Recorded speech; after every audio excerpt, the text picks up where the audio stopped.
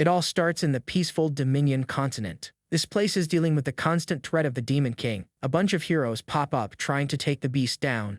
In the end, good always wins, and peace makes a comeback. But the main guy leading this journey right now introduces himself simply as Justius, the hero. Facing off against the Demon King, he yells that he's going to put an end to this ancient evil. Mocking him, the villain asks what number this new intruder is. Justius warns him that so much arrogance is going to cause the monster's downfall. Then he readies his sword of judgment to wipe out the darkness. Watching it all unfold, the Demon King calls it impressive. With that, the young guy charges in with full force, yelling, "Here I come." He rushes in for the attack. The beast keeps thinking human determination is just wild, and decides to drop a comment about the nature of mortals. Grabbing RMC by the neck, he says they never change. Finally, he remembers that Justius is challenger number 326. Crad explains that he's been waiting for a worthy rival for 2,000 years. Revealing that he dodged the knockout punch, he tosses the hero to the ground. Now he offers him the chance to run away and live like a total coward, or step up to his duty and risk one last showdown. So the Demon King tells the kid to choose his own destiny. New warriors kept showing up, from mutants to high-tech soldiers. As time went by, all sorts of fighters made an appearance, but nothing really came of it. Because to this day, nobody has managed to beat Demon King Krat. Annoyed, Dominic complains that his master should have left right on time. Ranting, he says he caught him reading comic books instead of getting ready. Crad tries to explain the comic book reference, but his servant couldn't care less. Get this? The villain's biggest concern right now is human pop culture. Dominic yells at him to change clothes, but Craig just tells him to go be the king himself. Once again, the ruler accepts a challenge, but he looks super confused. Looking at the defeated Jirio, he notes that the guy doesn't even have the strength for his final words. Whining on the floor, the guy says he never even wanted to be a hero. Revealing his dream of becoming a movie director, he startles Kraid with a loud scream. Crying, the warrior shares his biggest wish before his time is up. He just wanted to watch the movie Look at Me through the crack in the door. Sobbing, he claims he wouldn't have become a hero if he knew he'd be taken out before seeing it. Weirded out by the super long title, Crad realizes the kid is already gone. Gazing at the castle, he realizes he doesn't even remember the fight itself. He reflects on how many got wiped out in a single hit, but something stuck in his mind. Exactly that weird title about the crack in the door. Admitting he's curious, he just can't shake the intensity of those words. At that point, he wonders if being so bored is what made him this interested. Calling for Dominic, he asks for a favor to pass the time. The underling quickly returns, and Kraid asks about that whole crack in the door thing. Confirming his research, the servant warns him that the answer is a total letdown. Understanding the explanation, Kraid notices just how much human tech has evolved. Dominic breaks it down, explaining that movies are projects made by a bunch of modern artists. Wrapping up the mystery, Kraid finds out that the movie premieres tomorrow. The assistant confirms it and mentions that dramas and anime have also become a massive craze. Kraid sighs, thinking it's such a waste that humans aren't focusing on their training.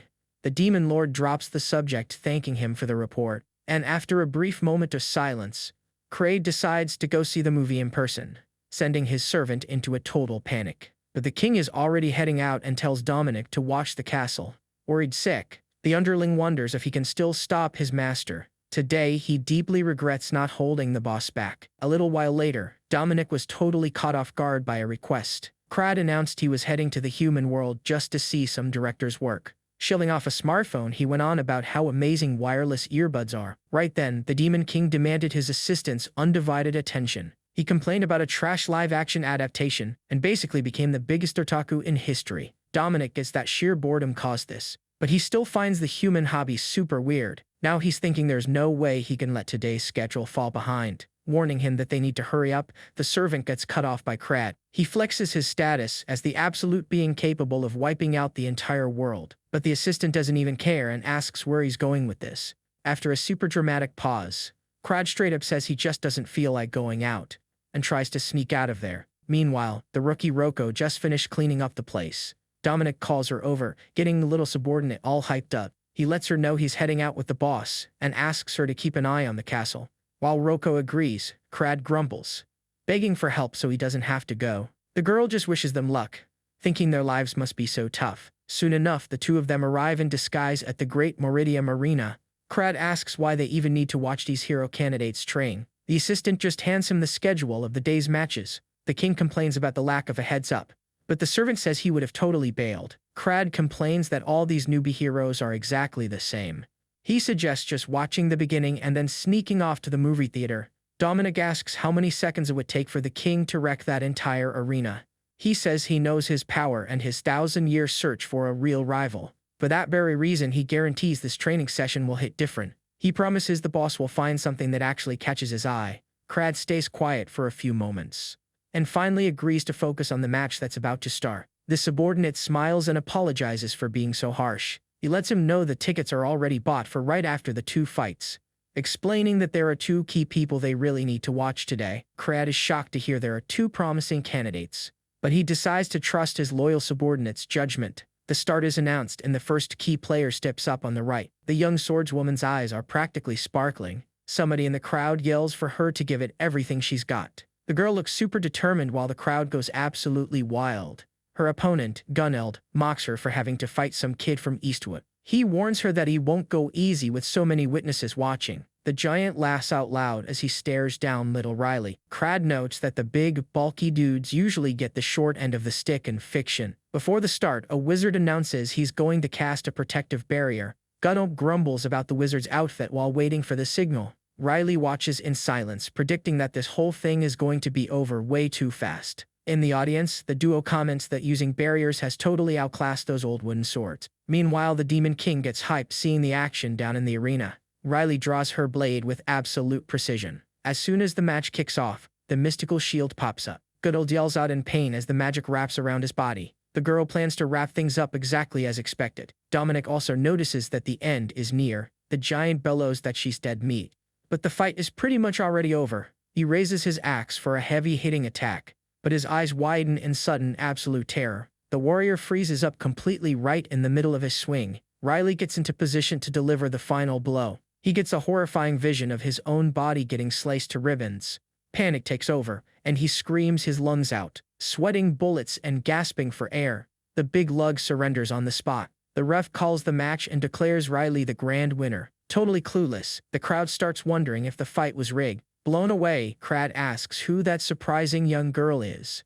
The assistant explains that her name is Riley and she's got raw, pure talent. Dominic notes that the girl actually managed to hook his master's interest. He breaks it down, saying she aimed right where the barrier dropped to force him to give up. He explains that the technique uses actual killer intent to fake a slash. Crad admits that even though he's seen plenty of prodigies, she shows a ton of promise.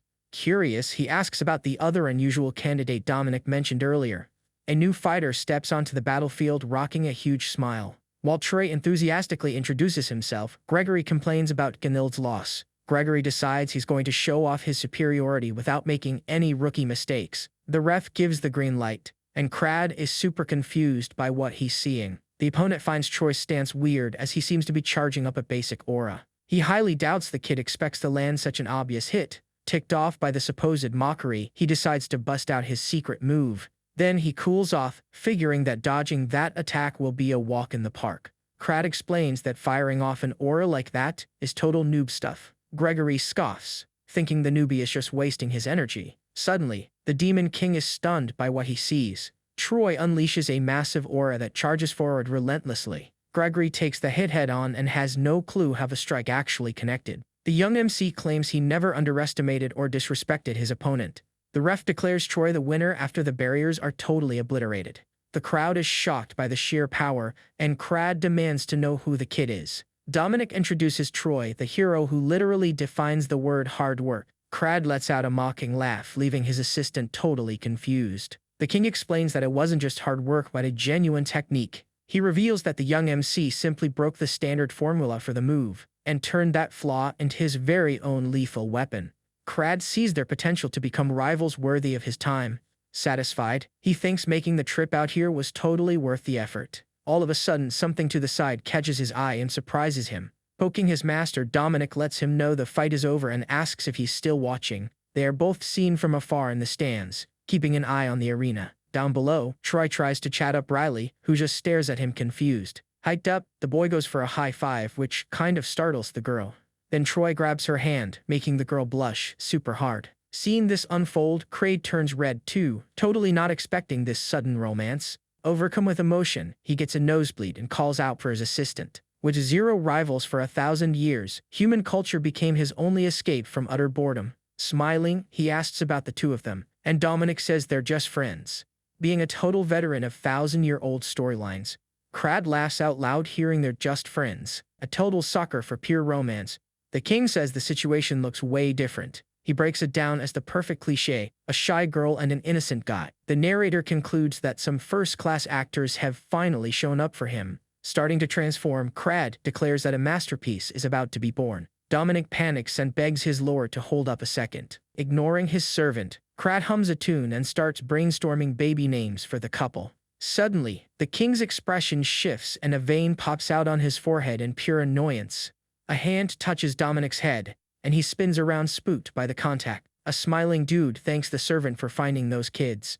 The subordinate freezes up, completely shocked by the unexpected company. He questions Crad's plans, reminding him that he's always wanted a rival. Playing the teacher, Crad praises the question from his confused student Dominic. The Demon King Theater kicks off, focusing on being the ultimate romantic wingman for the heroes.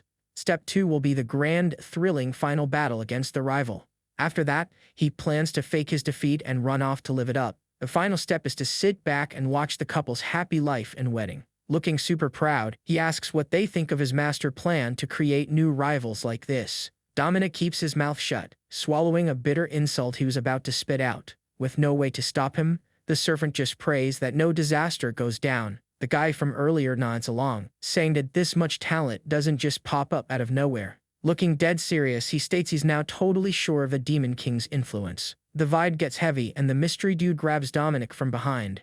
Terrified, the servant screams, wondering how he didn't even notice the guy was there. A gray-haired guy shows up and asks if that's his buddy. Dominic greets the person and wonders who Crad's new female friend might be. The young girl questions Crad's codename and suggests something a bit more badass. In his shadowy form, Crad threatens to rip the girl's leg off. The guy smacks the king upside the head, calling him an idiot for losing his cool. Scolded for almost blowing his cover, Crad shrinks back and apologizes. The girl asks if he's finally here to wipe out humanity. The man shuts the topic down, saying he doesn't talk to anyone who disgraced the heroes. He tells her to step up, take responsibility, and make things happen. Confused, the young girl processes his words in dead silence. Watching the man walk away, she asks him to be a bit more clear. Guessing the whole thing involves her master, she calls out to him in her head. Troy and his friends show up, and the master realizes they're the something interesting. The camera focus shifts completely to the instructor's face. She thinks back on the accusation that she disgraced the name of all the heroes.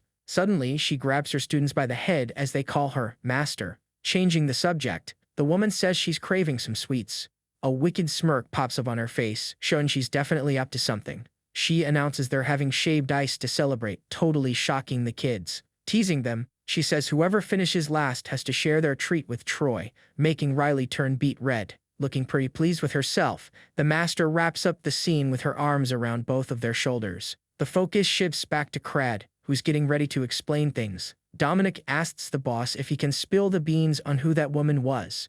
Crad introduces Blee, the former hero who trained the MC duo. He says she showed up to take him down, and that he actually almost lost that fight. That reveal leaves his servant completely shook. The king reminisces about how even the fight was, and how he lost control because he was just too hyped. During the final strike, he saw his life flashed before his eyes, but the blade only grazed him. He claims she totally had him beat, but she twisted her sword at the last second, just giving him a scratch. Because she's human, she ended up in critical condition, and his disappointment quickly turned into sheer rage. The visual shows Crad's demonic form ready to launch a massive counterattack. Right after we see Blaze's battered and pained face. He doesn't even remember why he spared her, but he guesses he just told her to go train some more. Mind blown, Dominic can barely process what he just heard. He realizes that if she had actually followed through with that strike, Crad wouldn't even be standing there. The assistant gets super anxious about the future, predicting a massive disaster once those kids grow up. Crad cuts the heavy tension and says he's going to focus on the two new heroes. Still dizzy from the bombshell, the underling has no clue how to react. He figures his master is a really complex guy and that there's a deeper meaning behind everything he does. He decides to just quietly follow the king, happy to see him all fired up. Fast forward, Crad rocks a disguise to gift the new heroes some fruit. Troy says thanks for the pricey gift but asks if he happens to know their master. One of Crad's buddies suggests they put the stuff away before they start chatting. super pumped. The kid points out how expensive the fruit they got must be. Riley thanks them for being so sweet and offers the guests something to drink, but the guy tagging along with the king rudely crashes the moment, annoyed. Blee recognizes him and demands to know what he's plotting by being there. Still in disguise, Crad asks her to play along and promises not to pull any funny business. She sighs and thanks him for still recognizing her as a warrior. Somewhere else, a demon complains about being in pain and wonders what the heck he's even doing there. Flashes of green hair mess with his head, and he wonders how he ended up locked away. The hero Reef, looking pretty beat up, tries to report the presence of a master demon. The creature asks if the human is still underestimating him after what just went down. Popping up from behind, the monster lets the guy know his reaction time was way too slow. A massive sound of impact echoes all through the forest. Reeve is shown completely wrecked, tossed right against a tree trunk. The red demon remarks that the hero is pretty lucky to still be breathing. Soon after, a little tentacle creature pops up looking for some fun. Back in the present, Riley is holding a cup with a totally stunned look on her face. The spot is the house where Troy, Riley, and Blee all live together. The visit from Hythra, supposedly Blee's old buddy, just made things super awkward. Blee glares at the guest with a furious vibe and glowing eyes. Meanwhile, Crad is keeping up his disguise with this perfectly innocent smile. A silent battle of wills has been going down between those two for minutes now. Troy feels the crazy tension and thinks the house feels like it turned into a vacuum. Riley feels like she's slowly drowning under all that heavy pressure. Dominic compares the suffocating vibe to visiting a friend's house right when a family fight breaks out. Troy decides to step in and break that insanely heavy, awkward silence. He asks Hythra if he was really the master's coworker, since he had never heard about him. Hythra teases them, saying Blay is full of secrets and was always bragging about her students. Out of nowhere, Crad's buddy suggests that Troy should totally change up his haircut. The hero freezes and stammers, totally caught off guard by the question about his looks. The guy says his new hero title deserves a fresh new look to celebrate. He asks Riley for her take on it and she gets startled for being dragged into the chat. She replies that even though it's a bit messy, his hair doesn't really seem to need fixing. After thinking it over, she blushes and admits a change would actually be nice. Shocking the poor guy even more. Somewhere else, a demon grumbles about how annoying a floating spirit is. Crad's friend pushes for him to get the cut right now, but Troy backs off since it's way too sudden. Right then, the guy holds out a stack of cash and tells him to keep the chain. In a rush, Troy says he'll be right back and darts out the door. The NC hopes he gets a good glow-up, while Hythra is just totally confused about the whole haircut thing. Perseus notes that separating the two actually worked, and that even heroes need a little cash. The Demon King questions the real reason for their visit, since they clearly didn't come to fight. Annoyed by the silence, an underling tells the MC to just spit out what he wants. The kid says he'll spill some secrets since he was welcomed so nicely, which just ticks the king off. He promises to tell them two things, and Perseus demands that he spit it out already. He reveals that step one was separating Troy from Hythra, and now comes the next part. The Demon King is totally stunned, not getting the point of that little stunt at all. An alert on the bracelet warns about a smart demon spotted in Sector GAP7. Riley notices it's nearby and says she's gonna go check out the situation right away. The king's subordinate stops her, warning that Troy must have taken off first.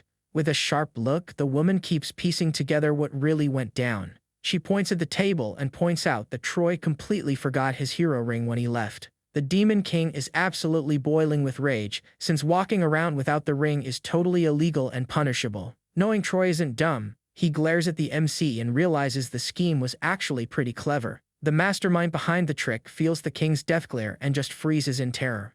A flashback shows the kid asking for a hand to carry a super heavy basket, right after the MC played dumb to pull off his sneaky little trick. In the car, Troy gets a sudden chill and checks for his ring, getting super confused to see it right there. Dominic brushes off the idea of a cold and puts all his focus squarely on Riley. Holding the swiped ring, he admits the kid is seriously getting the hang of things. Riley says her goodbyes, ready for action, and heads straight for the spot of the distress call. The MC tells the hero to stay safe while the others get ready to tag along, but the kid blocks Dominic from leaving, which totally freaks the assistant out. The subordinate stands her ground and warns that absolutely no one is getting past her, period. Confused, the MC asks what she even means by setting up that roadblock. She stays quiet for a sec, rocking a really unfriendly look. Then she lets out a massive sigh, showing she is just so done with all this nonsense. After that, she takes a deep breath, getting ready to throw down for real. She unleashes a crazy, sinister vibe and orders everyone not to even think about crossing that line. The pressure is so intense that the MC and Dominic are scared out of their minds. The kid realizes that this isn't just your standard warning, it's a straight-up threat. The woman asks if he thought she was some kind of fool, and tells him to quit acting like an idiot. She orders him to get out of her sight right this second if he knows what's good for him. Seeing the place completely empty, she mutters that he finally learned how to listen. Breathing a sigh of relief, she wonders if she should have hit Troy up for some candy. Out in the woods, Dominic is coughing on the ground, while the MC asks if he's doing alright. Bawling his eyes out and looking totally wrecked, the lackey says he feels like he's going to pass out at any second. The kid praises him for his stamina and looks completely blown away. Apologizing, the main guy is totally amazed by how strong that former heroine really is. He tells Dominic to get back to work and focus on the latest updates about Riley. He gives his buddy permission to mentally curse him out exactly 10 times, tops. Lost in the woods, a tentacle demon begs to be let go so he can just go back home. He threatens a guy on the ground, demanding he drop some valuable item. He makes his threats looking super desperate just like he did with all the others. In the background, the defeated guys whisper for the boss while the monster watches them. The monster complains, totally bummed out that his current opponent isn't a lady. Riley rushes in, reporting her position in Sector GAQ5 the second she spots the target. Noticing the girls show up, Tento reacts with total surprise and is instantly interested. The heroine calls in for medical backup for the civilians and kicks off the showdown. Hyped up, the creature screams with joy that he finally gets to fight a girl. Right after that, he lunges into the attack using absolutely everything he's got. Riley gets into her stance and conjures a blob of black ink right in the palm of her hand. Swinging her brand new ink katana, she lands a super precise strike. The tentacles get sliced up, leaving the monster completely clueless about what just went down. Staring at the pieces on the ground, he wonders what kind of crazy technique that was. Resting her sword on her shoulder, Riley calls out his nerve for even trying to block that hit. Looking like an absolute boss, she demands to know who this creature is. Staring down her enemy with a serious look, she shows she is totally ready to brawl. From a distance, a spectator praises the heroine's aggressive fighting style. He reveals that he actually set up this whole stage just to test her progress. With a quick gesture, he challenges her to prove she has what it takes to be his rival. Tento flashes a creepy smile, getting pumped and ready for round 2. Riley stays completely dialed in while the spectator announces the official start of the match. The peaceful vibe of the forest is suddenly shattered by the fight. The ground cracks from a massive impact, kicking up a huge cloud of dust. Tento chases after the girl, asking why she's running away if she came here to catch him. Silent and focused, the heroine grips her sword without letting anything distract her. The monster keeps pushing, begging to hear her voice while chasing her down. As she dodges, he fakes a whine, pretending to be super hurt. Taunting her, he asks if she's going to give him the silent treatment much longer. Opening a portal, he threatens to make her scream her lungs out before she drops. The monster goes on a fierce attack, swinging one of his massive tentacles. Not even breaking a sweat, Riley activates her special ink domain technique. Blocking the hit, she splashes ink all over the place. Tento makes fun of her sword skills, saying her slashes are basically harmless. He completely misses the fact that the ink is soaking into all the trees around them. Pretty soon, a deep slash appears in one of the nearby tree trunks. A glowing red eye opens up inside the crack of the tree, keeping a close watch on the demon. The MC watches, totally impressed, and hypes up the skills she's leveled up over the last 3 years. Chilling with popcorn and 3D glasses, he asks Dominic what he thinks. His buddy just grumbles and cries while listening to the live play-by-play. Back on the battlefield, Tento was looking completely lost and confused. Looking around, he realizes he got way too distracted checking out the cutie. Riley calls in her new location and announces she's going to wrap up the fight right there. The monster notices she makes up for her lack of raw power with insane speed and dodging. He figures out she's a total pro and complains about being ignored just because she's on the radio. Suddenly, her mentioning the bracelet sets off alarm bells in the creature's head. The demon realizes a top-tier fighter like her wouldn't just show up for no reason. Pointing a tentacle at her, he asks if the girl is an official heroine. Getting all hyped up, Tento says he's going to finish her off just like he did the other bracelet owners. Riley stays totally silent, just listening to her rival's empty threats. Just as he starts telling some story, she cuts him off and asks why he's stalling so much. Watching from afar, the MC yells to skip the cutscene, but Dominic reminds him it's a real-time live stream. One of the spectators jokes that the demon talks way too much. Totally confused by the comment, Tento asks what the heck that's supposed to mean. Riley explains that he's just buying time while getting himself all tangled up in the trees. The camera pans to his tangled up limbs, and she sarcastically asks if he needs some help. Flexing her confidence, the heroine claims there is zero chance she loses to him in his current state. Calling the monster out, she dares him to unleash all the power he's been hiding. The creature practically chokes on his own surprise at the girl's pure audacity and taunts. He quickly busts out laughing, joined by the MC who's still watching from a distance. Tento apologizes for cracking up and admits he totally fell for the cutie's little strategy. Getting dead serious, he praises her actual game plan and stops messing around with the fight. The villain grabs Riley's leg and yells, "Gotcha," but she doesn't even flinch. Laughing it off, he claims his limbs don't actually get tangled and mocks her for failing. But then, the demon pauses for a second to really think about the situation. He wonders why he's feeling so happy and warns her he is definitely not letting go of her leg. He tells the girl to hold still and take her defeat, but decides to grant her one final wish. Remembering her taunt, he decides to unleash all the raw power he's got stored up. A massive wave of tentacles charges forward as he dares Riley to try and block it. One of the viewers comments that this aggro attitude really isn't the heroine's usual style. Thinking the trash talk felt kind of random, he asks Dominic for his expert take. His sidekick agrees it's totally out of character for her, but says he expected exactly this from Tento. He keeps a close eye on the monster's moves to wrap up his theory. He figures that, even though the plan seems way too basic for a girl of her level, Tento's IQ is low enough that he'd swallow the bait hook, line, and sinker. Out of nowhere, she slices through his grip, leaving the monster absolutely clueless. He tries to process the trick, mind blown that she just sliced through what was supposed to be impenetrable.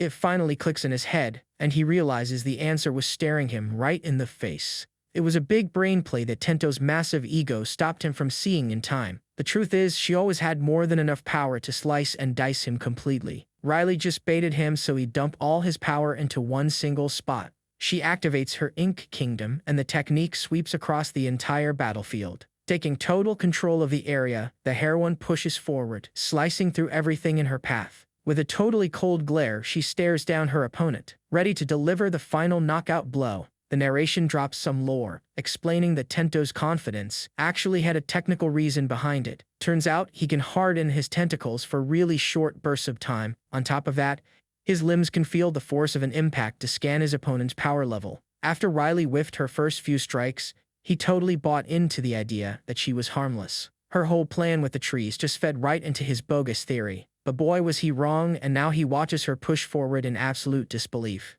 In the blink of an eye, the girl charges in, wrecking every single obstacle in her way. Panicking, Tento calls her a coward for hiding her real power level. He desperately tries to keep his cool so he can figure out a way to save his own skin.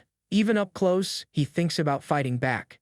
But Riley preps another massive attack. He drops the idea instantly, realizing he can barely brace himself for what's coming. His eyes go wide in pure panic seeing the girl's game-ending approach. Sensing it's game over, Tento decides to trust his gut for a blind block. Focused on reacting, he yells out that he finally figured out her game plan. His instincts pinpoint the exact target, the right side of his own neck. With that prediction, he braces for impact, totally ready to defend. But Riley pops up already giving her report stating her name and wrapping up the mission. She says there are no new details and she'll wait for the cleanup crew right there. Only then do we see Tento on the ground, with a massive blast mark right in the middle of his chest. She finishes with target fully subdued, while the screen confirms her official win. From afar, Crad watches the replay of the fight looking super thoughtful.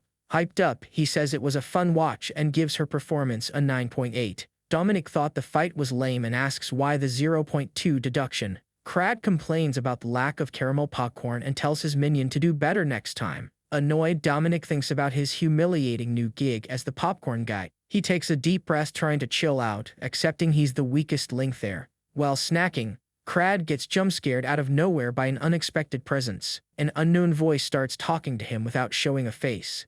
The MC pops in smiling and tells Dominic not to cut the strain just yet. Back on the battlefield, Riley stares at her own hand feeling like something's off. Worried, she wonders if her gut feeling is actually right. Just then, the MC shows up offering chocolate and asks if she's worn out. Surprised, she notices her master looks beat and asks if he's feeling okay. He stretches and mentions that her lifestyle has been pretty exhausting lately, totally washed. The girl takes the candy and just starts eating it casually. The MC freaks out and yells at her to stop, making Riley super embarrassed. Giving a wicked look, he asks if she didn't taste the poison in the snack. The two face off in a moment of pure dramatic tension. Riley stammers that she wouldn't fall for that, but the pop-up screen proves she totally did.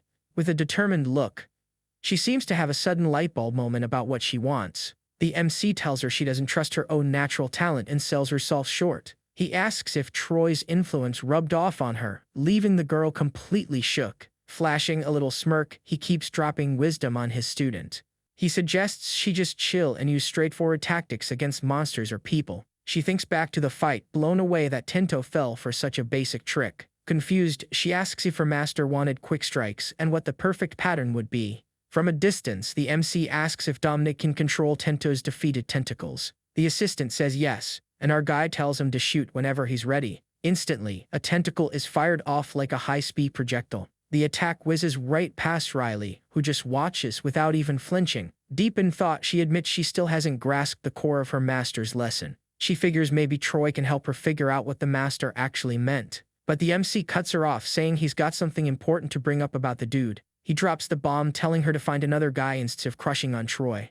Fired up, Riley starts yelling, asking what his deal is with her friend. She claps back that she won't stand for any Troy slander, not even from the master. The MC acts all dramatic, but she shoots back saying Troy is handsome, cool, and literally perfect. Seeing her raging, he apologizes and gives her a hug to cool her down. Getting back on track, he points out that even though clueless Troy might miss it, one day, if she's ever in trouble, something special might just happen. He asks if Troy would swoop in like Prince Charming to save her. In the simulation, Riley pops up, surrounded by tentacles in a really tight spot. Suddenly, Troy appears, blocking the attack and shouting her name. The girl is left feeling vulnerable and totally blushes. Freaking out, the guy grabs her by the shoulders and asks if she's all right. The MC is just watching the whole thing play out from afar. He busts out laughing and pumps his fist in the air, hyped that his plan worked. Munching on a skewer, our guy wonders if the demon in the sector was taken down. He blew it off because it was far, decides to check, and then immediately gives up because he's feeling lazy. When he finds out the sector is close to home, he freezes because the ring never warned him. He looks down at his hand and realizes in total disbelief that the accessory is gone. The copy Dominic made was designed to just vanish after a while. Panicking, he runs around screaming for the portal to just spawn right there. He peeks through a crack, terrified of what he might find on the other side. Surprised, he sees that Riley is already there, looking super worried. Relieved, he figures she took care of business and the monster is already defeated. But the body on the ground twitches near our hero, and she doesn't even notice the danger. The thing gets up, and the MC goes into shock, seeing it's not a demon at all. It's a dead ringer of himself, rocking ink powers. He totally drops his snack on the floor. The doppelganger rushes at Riley wielding a black ink blade. He attacks super fast, and the MC screams her name, totally helpless to jump in. The hit strikes the tentacle dead on, sending her flying from the impact. She lands looking spooked while the cone regains his balance, watching the scene. Far away, our popcorn fan feels the flavor suddenly change to caramel.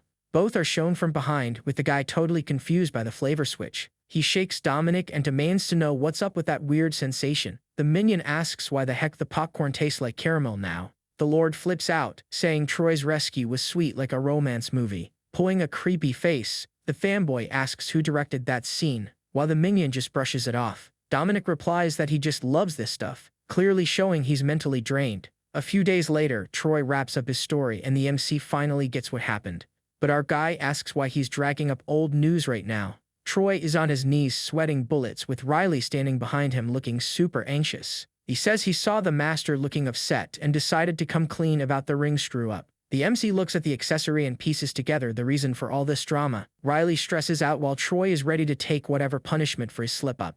Then the MC calls the guy over and makes a comment about his look. Being super dramatic, the hero offers his own head up like a sorry sinner. But he just gets a bonk on the head from a golden halo and whines about the pain. The master asks why his hair looks exactly the same if he was supposed to get a cut. Confused, Troy says he spent Hyther's money on snacks along the way. The MC gives his student some head pats and tells him it's all good. He tells him to stay safe, and Riley congratulates her buddy for surviving the ordeal. She thinks to herself that this is the very first time Troy messed up and got off scot-free. She figures it's not the guy's fault anyway, since he never goes anywhere without the ring. Plus, a demon popped up in a spot where they almost never show up. Our guy decides that this whole mess is totally the Demon King's fault. With a furious glare, he stares the man down and asks if he's done with the job yet. Kuro calls off the break and tells Troy it's time to get back to training. The MC claps back, saying he had already given him a heads up earlier. Kuro sarcastically acknowledges the warning, but just laughs and goes, "So what?" Cut to a flashback where Kuro pops up all hyped, claiming to be an old buddy of the master. Troy is totally blown away since he's never heard a peep about this supposed close friend. The MC grumbles that even he didn't know he had that many buddies lying around. Hyther tries to shoo the gatecrasher away so the boys can catch their breath, but Kuro totally ignores him.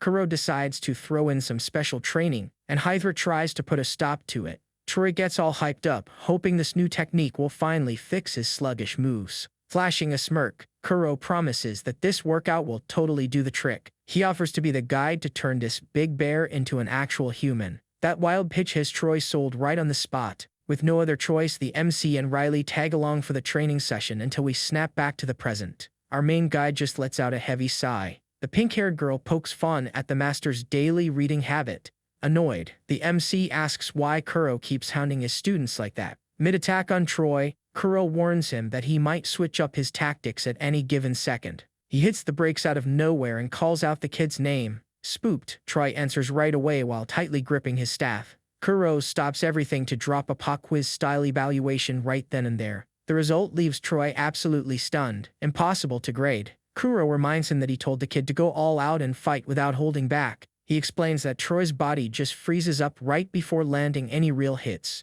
The MC notices his pupil is super hesitant about roughing up people he actually knows. Kuro bums out over the fact that demons rarely show up around there for a proper test. Sweating bullets, our main guy instantly figures out where this is going. All nervous, he backs up the fact that monsters don't usually hang around the village. Riley totally falls for the bait and brings up the demon that showed up recently. Kuro suggests they patrol the spot the girl mentioned, just to be safe. Speechless, the MC mentally facepalms at this completely forced coincidence. Before you know it, the crew is hiding out in the bushes, scoping out the area, and wouldn't you know it, a demon actually shows up, looking completely lost. The monster spots the humans and starts sweating buckets out of pure panic. Named Reubenetta, the beast realizes it just wandered straight into human territory. Kuro suggests Troy take on the creature solo as a pop quiz.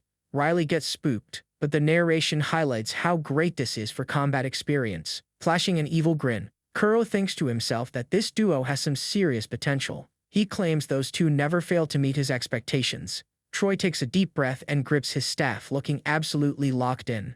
Cut to a flashback, where Reubenetta questions why other demons are being sacrificed. The Demon King corrects him, saying it's only the troublemakers like Tento who get the boot. He explains that Tento is a sadistic coward who just needs to be taken out of the picture. Reubenetta points out that the king is one seriously well-informed ruler. The big boss confirms Tento is going up against Riley just to put on a good show. He goes quiet for a second to think about what to do with Troy. Then he admits that picking the right match up for the kid is a pretty tough call. He wonders if our hero could even handle going toe-to-toe with the pink-haired girl. The brawl kicks off in the Ink Realm with Troy charging straight at his opponent. The kid unleashes a lightning-fast strike to slice the pink enemy, totally caught off guard by the speed. The demon's eyes pop out of his head, but he manages to block the hit and whines that Troy attacked him without a heads-up. Taunting him, he points out that the kid's hands are shaking like a leaf. Dead serious, Troy glares at the demon who just calls him a country bumpkin. Kuro explains that the scattered strike technique uses ink as pure energy. Riley finds it super weird that he knows so much, but Kuro says Troy spilled all the beans during practice. In a flashback, the kid admits he doesn't have her natural talent, which makes her furious. She thinks about how they stopped training together and realizes she completely forgot one little detail. Watching the fight, she realizes Troy looks way more awesome when he's being serious. Riley spots how much her friend has leveled up as she remembers the moves he pulled on Kuro. Blushing hard, the girl feels like her heart is going to explode just thinking about it. The narrator points out that someone else is also stressing out, but for a way worse reason. Kuro shows up, announcing he threw together a special event to really immerse the actors. A bystander squints at the pink demon, getting major déjà vu. After checking a wanted poster, he confirms the villain is wanted for snatching kids. Rolling his eyes, Hyther figures that last claim is just made-up nonsense. The local decides they can't let this creep get away and runs off to warn Troy. Right then, our hero hits pause on the fight when he hears Riley calling out to him. Ticked off, the demon whines that Troy jumped him and is now just mumbling to himself. Riley yells out that she'll show zero mercy because this guy has crossed way too many lines. Tento brags about being a big shot in the demon realm and asks if Troy has lost his mind, giving off a super dark aura. Troy asks if he's the one who's been snatching those kids. Looking confused, the pink dude explains he's stuck in his own realm and doesn't do stuff like that. He insists they've got the wrong guy, sarcastically adding that he doesn't abduct anybody. Flashing a creepy grin, he admits he tried snacking on some kids once but didn't really like the taste. Troy's expression goes deadpan, boiling over with silent rage. The demon cuts the chatter and announces he's going on the offensive now. He readies his fist, decked out in a gauntlet with a pink ribbon, and he throws a massive punch right at the kid. The impact sets off a huge blast on the ground, kicking up a massive cloud of dust. Watching from a distance, Riley gets rattled, realizing this guy is way stronger than they thought. Kuro notices it's going to be a tough challenge but decides to sit back and not interfere. He knows darn well the kid wouldn't want anyone jumping in to help right now anyway. Deep down, the master is 100% sure that Troy is going to take the win. Out of nowhere, Troy blocks the hit using his Inkwave technique. Kuro recognizes the scattered stroke, a move used to build a solid defense. He grins, seeing that Troy totally copied Riley's spot-on move. Caught off guard by the shield, the demon realizes the kid has a bunch of tricks up his sleeve. All of a sudden, the villain goes into total shock. Looking at the ink trail, he notices our hero has completely vanished. He figures out that Troy blocked his line of sight just to find an opening to attack. But what he doesn't realize is that the kid is already leaping right over his head. The kid yells out as he dive bombs in for a heavy aerial strike. The pink dude claims Troy's reaction time is way too slow and that the attack won't do squat. He quickly spins around to set up a counterattack and fires off the heavy-hitting sword aura slash right at our hero. Back on the ground, Troy stares down the incoming attack, looking totally fearless. The demon laughs off the attempt, calling the kid a thick-skulled idiot. The camera pans out to show the huge gap between the onlookers and the actual brawl. Our main guy notices that Troy is actually struggling for real in this fight. The Demon King finally remembers the villain's name, Reubenetta. Kuro notices the rival crystallizing his body and worries he totally misjudged the balance of this fight. Laughing his head off, the pink demon tells Troy to keep swinging until his own hands hurt. RMC reflects that Reubenetta was the best choice, but worries he might have pushed Troy way too hard. Checking out the kid's energy flow, he doesn't see any signs of the situation turning around. He figures this absolute poster boy for hard work will give it his all until his hands just give out from exhaustion. Suddenly, Kuro notices something super weird and the demon gets totally confused too. Absolutely shocked, the villain watches his own crystal chest get pierced right through by Troy's blade. In total disbelief, Kuro wonders if there was some crazy chemical trick or outside help involved. An intense glow shines from the impact, proving that something definitely just shifted in this fight. The sheer force of the hit expands and shatters that mystical defense even more. Reubenetta feels the real impact and starts panicking when he realizes the hits are getting heavier and heavier. Freaking out, he realizes Troy is breaking through his resistance using nothing but pure, raw muscle. Looking completely cold, Troy decides his only option is to absolutely smash every single crystal that pops up in his way. The demon freezes up when he catches that relentless determination in the young hero's eyes. Gripping his weapon tight, Troy declares he'll keep trying as many times as it takes.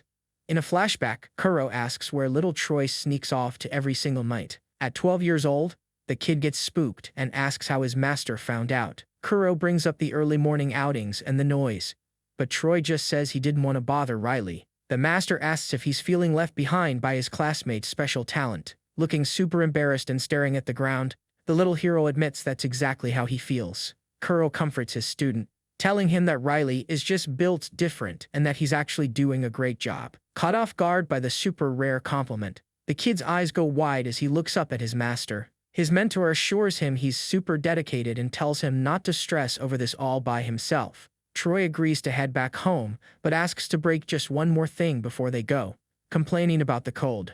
Kuro freezes in his tracks when he sees what the kid is planning to wreck. Standing right in front of a massive boulder, Troy confirms that's his target for practice. Mind blown, the master realizes this is already the fourth giant rock the kid has smashed to pieces. The young guy explains he just kept hitting it until the obstacle finally gave way. Kuro is totally speechless, with a giant sweat drop sliding down his face. He calls the kid a total meathead, but Troy insists his energy flow is perfectly aligned. Raising his sword high, he yells and swings with absolutely everything he's got. Cutting back to the present, Troy shatters Reubenetta's armor to pieces with an epic attack. The impact sends the demon spinning through the air while crystals go flying everywhere. Reubenetta begs for mercy and is completely bewildered by the kid's endless stamina. Looking dead serious, Troy stares down his opponent without showing a single sign of being physically tired. With a smile on his face, the hero feels like his hits are finally packing that classic punch again. Seeing that a loss is right around the corner, the villain plans to just spam his defense regeneration forever. Rocking an intense aura, he promises to hold out until his opponent's blade gets completely dull. But Troy strikes again and totally wrecks the monster's regeneration for a second time. Knocked down and all busted up, Reubenetta stammers out a plea to just call off the fight. The narration explains that masters rid internal energy to predict what someone is going to do next. Kuro remembers how he could read the strategy behind Riley's moves a good 3 years ago. But his eyes light up when he notices that Troy's flow is an absolute mystery. In another flashback, a warrior challenges the Demon King Krod, screaming about glory. The invader promises a light attack, just trying to flex his supposed superiority. Kuro could see the guy's energy was super tense and that he was actually about to go all out. To the king, that whole act was honestly just pathetic to watch. Today, Kuro admits he can easily read the energy flows of even Riley and Bleth. He stays totally intrigued because he just can't crack the code on the energy coming off Troy. Heisra calls out to him, looking spooked, and he apologizes for zoning out so hard. Kuro points toward the battlefield and lets her know the fight is officially over. Reubenetta coughs and desperately begs for a chance to be heard. Defeated and down on his knees, he swears he'll never set foot in the human world again. Troy just glares at him with disgust. Doubting a demon who supposedly went after little kids, Hydra notices the monster actually feels super wronged by these false accusations. Troy says the rumor doesn't change what's going to happen to the villain in the end. He explains his job as a hero is to take down demons as fast as humanly possible. In full panic mode, Reubenetta tries to stall for time so his crystals can regenerate. He screams for a chance to explain himself, which totally catches the guy off guard. The demon begs to clear his name before he gets officially taken out. Our MC stares down his enemy with a super dark and intense look on his face. From a distance, Kuro catches onto something and realizes the moment has finally come. He kicks himself for focusing so much on the energy that he completely missed what the monster said. Troy just stands there in absolute silence for a few seconds. Far away from there, Riley also shows a totally surprised reaction. She blushes when she sees Troy calling, and Hydra thinks the whole vibe is kind of weird. Over the radio, the young guy asks if the target has any other defining features besides the pink hair. Riley gets annoyed by the question, but Troy promises he won't let the guy slip away. The girl gets what he's asking and says she'll check the data right now. She looks over the demon sighting notice paper she has in her hands. She starts reading out loud the features listed on the document. The detail about having curly hair leaves Reubenetta in absolute shock. Looking far from thrilled, Troy grumbles about the whole situation. He thanks his partner for the help and cuts the comms. Looking pretty annoyed, the hero mutters a grumpy little comment under his breath. Reubenetta sobs and apologizes one more time to the guy who just bested him. Bawling his eyes out, he begs to know if his curls look natural or totally ruined. The scene cuts to a super peaceful forest under a clear blue sky. All of a sudden, a massive explosion kicks up a huge cloud of dust through the trees. Covered in ink, Troy reports the total takedown of the smart demon. The camera zooms in on Reubenetta's stained, defeated body. The kid wraps up his report and the system makes his victory official. Watching from a distance, Riley and Hydra break down how everything played out. Riley breathes a huge sigh of relief, but Hydra finds the crazy high number of monsters super sketchy. Kuro watches the whole thing go down with a dead serious look and glowing red eyes. He agrees the whole situation is way out of the ordinary, which just makes his teammate nervous. Kuro spots someone in the distance and confirms the silhouette totally looks like Bleth. Master Bleth pops up on the horizon, walking right toward them.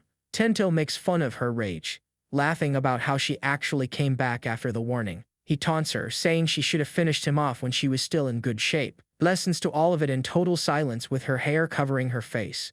Deep down, she admits to herself that the villain's trash talk is actually spot on. Rocking a super dark aura, she wonders to herself how she could possibly beat him now. Tento feels the pressure and complains about the hero's empty hostility. He asks if he only stopped him to try and strike up some kind of deal. In a flashback, this creepy guy tells her to let him go so she doesn't end up getting badly hurt. Bleth holds onto him tight and warns him she'll take him down if he makes any sudden moves.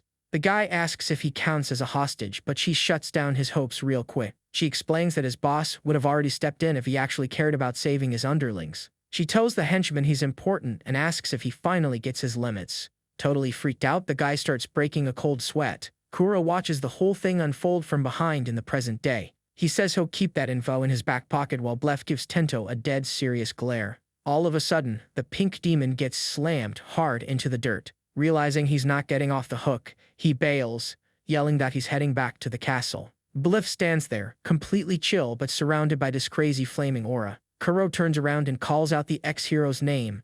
He points out that she's definitely not acting like your average goody two-shoes hero. Scoffing, she laughs and claps back that she never even wanted that title in the first place. Right after that, she literally just starts floating away. Kuro watches her take off, just thinking about how insanely annoying she can be. The scene cuts to the massive demon castle sitting right under a deep red sky. Somebody is just chilling on the steps of this super long staircase. It's Roko, complaining that everyone is taking forever to show up. Out of nowhere, she gets startled by this weird noise close by. Dominic comes sprinting in, totally out of breath and looking wiped out. He drops to one knee in front of the Demon King and announces he's back. Crad gives him props for the hustle and tells the guy to go get some rest. Roko runs over to Dominic all worried, but he brushes it off saying he's fine and keeps his eyes on his master. The servant apologizes for totally losing his cool during the mission. The big boss calms him down and asks if he gets why he's not in trouble. Flashing a smile, he tells him that none of this was Dominic's fault. Anyway, he tells the kid to go take a breather and genuinely praises Rocco for keeping guard. You can tell he's not capping at all. And there's zero anger in his voice. Snapping back to his real body, Tencho is super ticked off that he got tagged by a totally broken dude. He has to admit that the way Blef students are leveling up in combat is just insane. He realizes that throwing weak baddies at them now would actually just ruin their training. He figures that if he wants to get his romance and find a rival actually worth his time, he's gonna need players who are actually on the same level as these kids. The scene cuts to dystopian European-style tavern over in another town. Sitting at the bar, Blef asks the owner to hit her with the strongest drink they've got. The owners are totally mind-blown when they realize who just walked in. Silk screams her friend's name, totally hyped because she hasn't heard from her in forever. She gives her a massive hug, just stoked to see she's okay after completely ghosting them.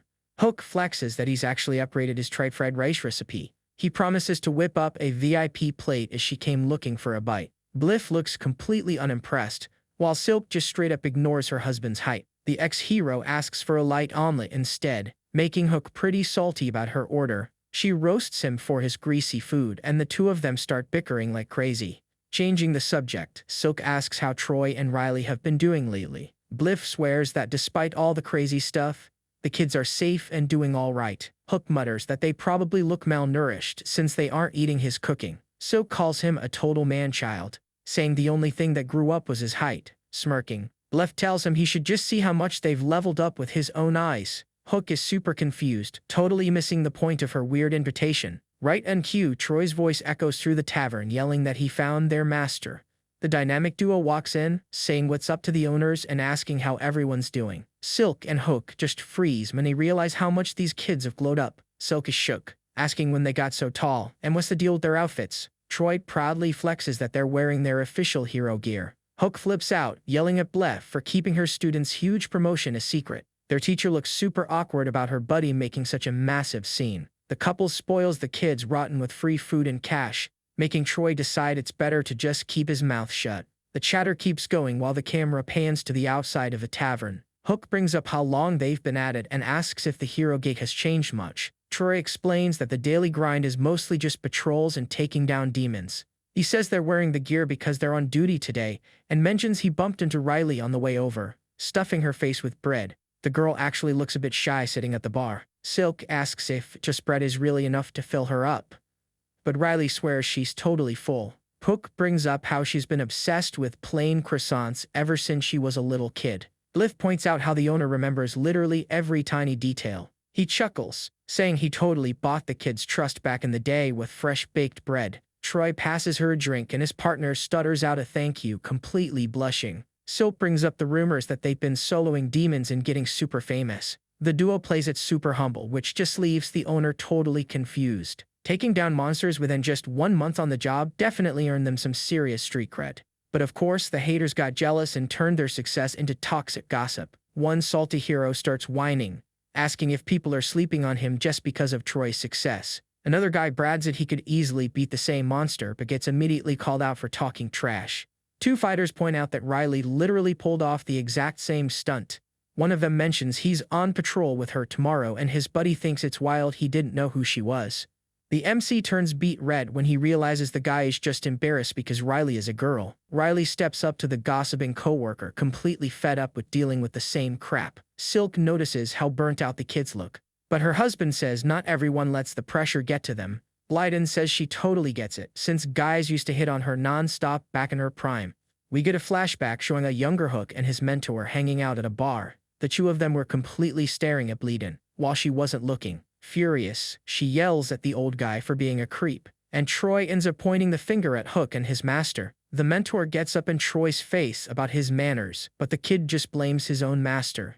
The scene suddenly cuts back to the outside of the joint. Troy lets them know he's heading out to cover his guard shift. Blyden says a super cheerful goodbye, which feels totally weird coming from her. Out of nowhere, she gets her cheek violently pinched and lets out a yelp of pain. Riley scolds their master for smacking Troy so hard for no reason.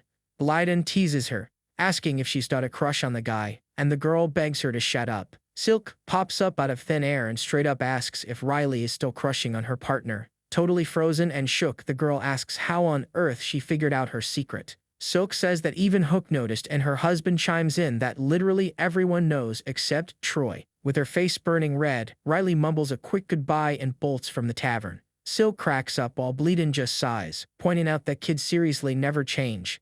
The teacher thanks them for the grub and gets ready to bounce, but Silk stops her. Blyden starts panicking, thinking she's about to get some totally unwanted gift. Silk stares her dead in the eye and asks who said she even had a choice. Flashing his smile, the bar owner just asks for a goodbye hug. The ex-hero processes the random request with a deadpan look on her face. Silk squeezes her tight, nagging her about ghosting them for all this time. She says she'd be super bummed if the reason was what she thinks it is, but she knows she gets it. She tells her to visit more often and says they'll always remember her as the hero Blyden. Blyden thinks to herself that she let sweet talk get to her and showed up even though she probably shouldn't have. Finally giving in to the love, she admits to herself that she's actually super happy right there in that hug. Some customers are whispering that she's gotta be Blyden, the hero who actually stood up to the king. One of the guys calls her a total scammer, claiming she's just mooching off society. All of a sudden, the dude trash-talking the master freezes up in pure panic. Hook pops up looking massive and intimidating, flashing a super creepy smile. Looking dead serious, he tells them to either talk about heroes out loud or bounce right now. Totally spooked, the customer yells that the owner lost his marbles and makes a run for it, swearing he's never coming back.